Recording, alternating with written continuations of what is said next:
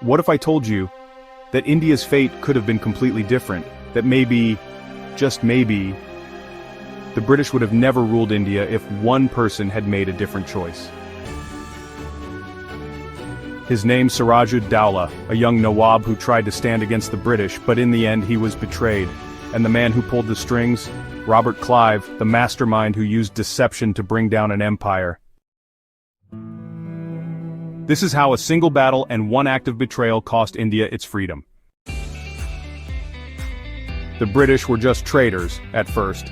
The year was 1601. The British East India Company arrived in India, not as rulers, not as conquerors, but as traders.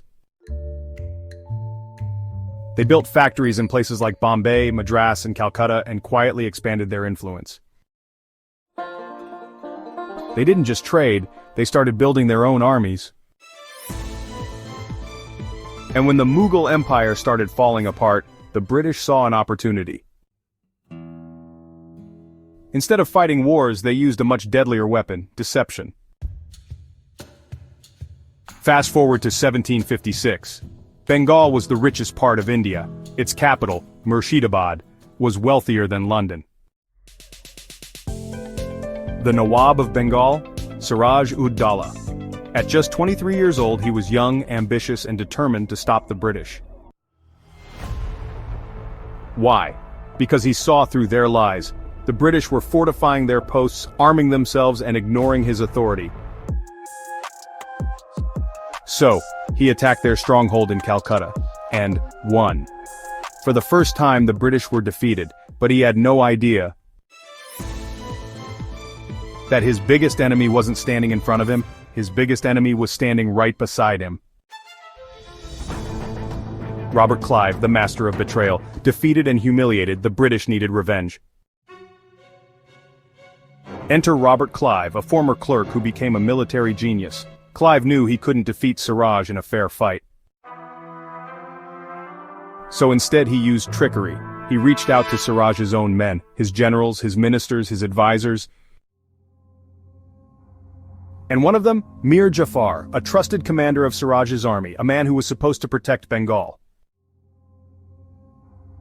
But Clive made him an offer he couldn't refuse. Help us defeat Siraj, and we'll make you the Nawab.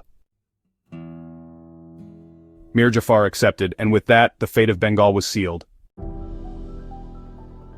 The battle that changed India forever. The year was 1757. The British, with just 3,000 soldiers, faced off against Siraj's 50,000-strong army at the Battle of Plassey. But here's what Siraj didn't know. Half his army had already switched sides.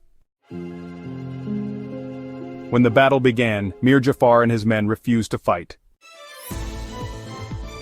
Siraj realized he had been betrayed. He tried to flee, but it was too late. He was captured and executed. And just like that, Bengal fell. But this wasn't just about one battle. This was the beginning of British rule in India. With Bengal under their control, the British didn't stop. They installed Mir Jafar as their puppet ruler and drained Bengal's wealth. They used Bengal's resources to expand their army, and soon, they began taking control of other parts of India. And just a few decades later, India was a British colony. All because of one betrayal. What if history had been different? What if Siraj-ud-Daulah had trusted the right people? What if Mir Jafar had remained loyal? What if Robert Clive had failed? Maybe India's history would have been completely different. But history isn't written with what-ifs, it's written by those who seize the moment. And in 1757, Robert Clive seized India. If this story shocked you, hit that like button and subscribe for more untold stories from history, because sometimes, the biggest battles aren't fought on the battlefield, they're fought in the shadows.